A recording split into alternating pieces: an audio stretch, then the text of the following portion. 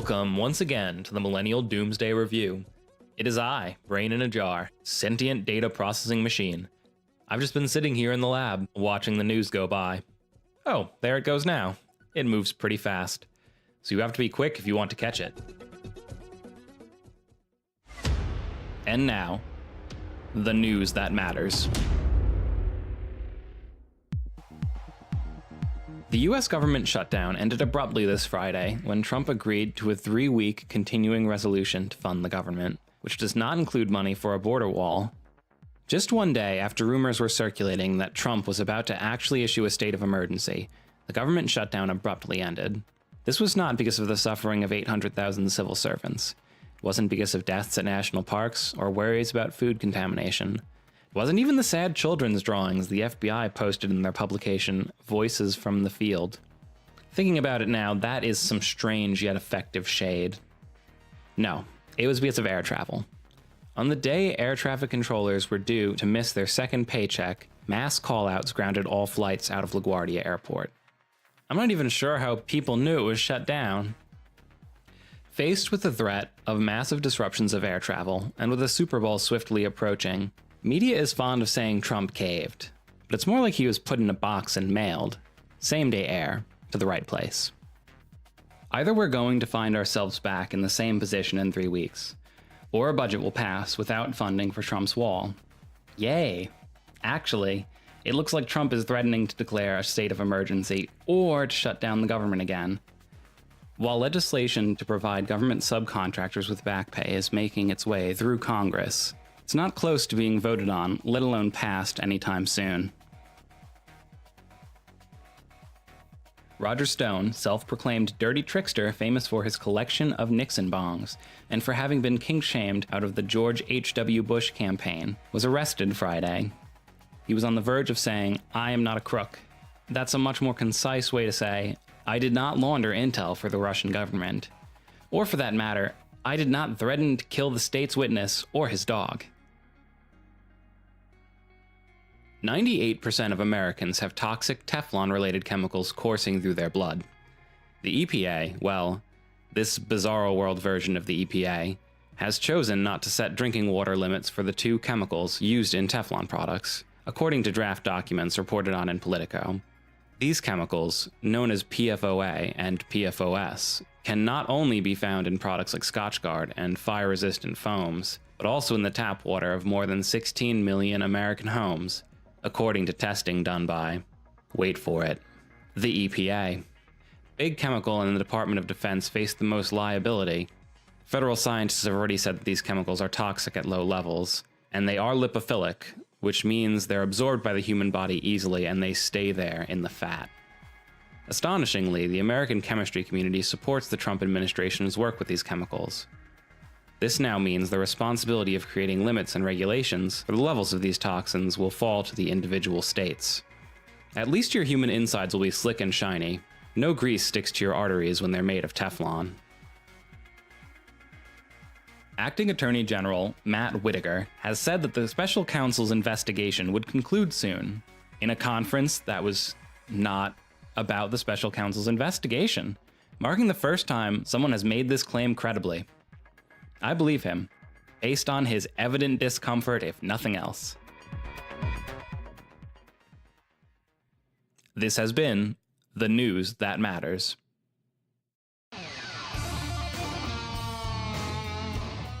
The world is on fire.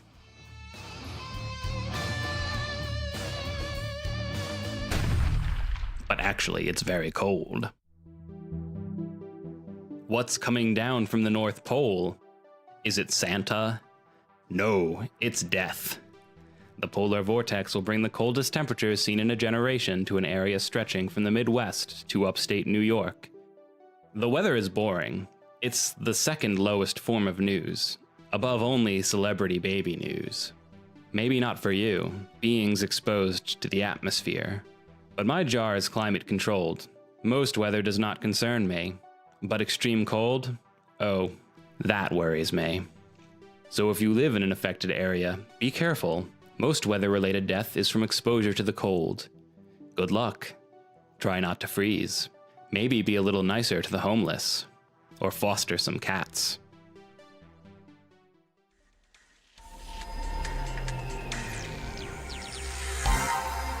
We live in a sci-fi dystopia. It's the future, and people are taking the robots' jobs. At Japan's Hana Hotel, famous for its robotic staff, facing an aging robot workforce with numerous performance issues, the hotel gave 50% of its synthetic employees the dreaded pink chip and replaced them with human staff. A loss for our robot brethren, but a win for humanity. If you're a robot affected by this layoff, we would love to have you on the show.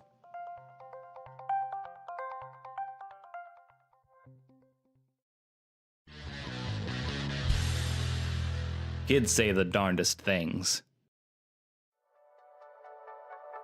Titans of industry, political and cultural movers and shakers, the ultra-rich elite of the world gathered at Davos, Switzerland for the World Economic Forum last week to discuss global trends, the future, admire each other's private jets, and celebrate their own greatness. This year, they faced some uncomfortable truths. First, there was the prospect of changes to the top tax rates, the tax bracket Davos attendees are in. Michael Dell laughed at the idea of a 70% tax rate, asking, "Name one country that has ever worked in." To which economist Eric Brynjolfsson was quick to reply, "The United States, in the 50s. After scoffing at paying higher taxes, some attendees were scolded by Greta Thunberg, a 16-year-old climate change activist, for their collective failure to respond to the existential threat of climate change, telling them, some people, some companies, some decision makers in particular, have known exactly what priceless values they have been sacrificing to continue making unimaginable amounts of money. And I don't want you to be hopeful, I want you to panic. And our house is on fire, which for a good portion of California is not only metaphorical, but literal. And perhaps her audience is panicking, but I don't think buying luxury doomsday bunkers in New Zealand is the response Greta had in mind. For a few sweet minutes, she turned that room into her TED Talk. There was a short pause and then nervous laughter. It was, unsurprisingly, U2 frontman Bono who first applauded, according to CNN. Will any teenager ever throw this much shade at this many rich people again?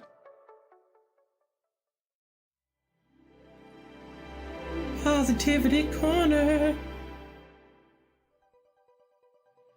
The Child Victims Act passed today in New York after a 12-year struggle.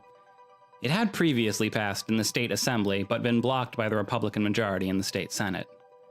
It had been vigorously opposed by the Catholic Church, because what would Jesus do? Am I right? I mean, he wouldn't want to pay out the victims. What if you go bankrupt? Jesus protects your earnings. Jesus makes sure you don't go bankrupt. That's what Jesus was all about.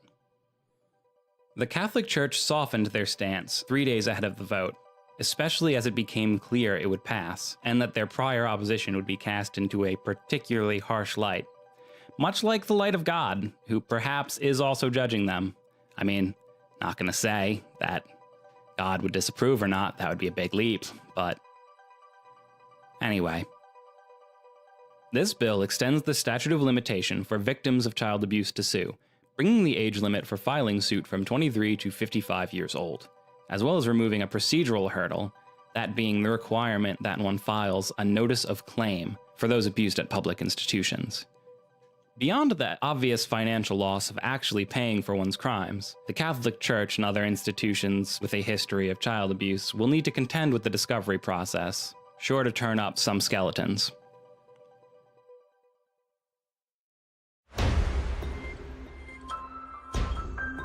On our deep dive this week, we take a look into the continuing turmoil in Venezuela.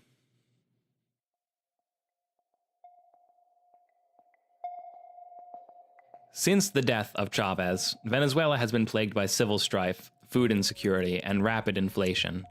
Juan Guaido, the head of the Venezuelan National Assembly, which is democratically elected, declared himself interim head of state on the 23rd, just 2 weeks after Maduro was sworn in. A president whose campaign faced numerous allegations of fraud and voting irregularities. So, as you can see, everyone here is doing democracy right. Since this declaration, world powers have moved to either back or oppose Maduro. Russia and China and Turkey all have backed him. Russia and China in particular have reason to do so, as Venezuela is billions of dollars in debt and currently pays that debt with regular shipments of oil. Don't want to kill that golden goose. Russia may have sent mercenaries to assist Maduro in the event of a coup. The United States, Canada, along with a coalition of other nations, have recognized Guaido as leader and have pledged to use economic and political power to support democracy, or the ability of a man who they like to declare himself president, in Venezuela. Military leaders within the country and the Supreme Court still support Maduro, but lower-ranked officers are reportedly discontent. In a country with an economy so broken that it has roving packs of feral children, it's strange to see the leader broadcasting himself feasting on TV. I'm not sure he's doing socialism right. This Monday, the US moved to place billions of dollars in sanctions on the state-owned oil company PDVSA and Maduro. This is especially significant as 41% of the oil exports from Venezuela go to the United States, and unlike Russia and China, the US pays for that oil.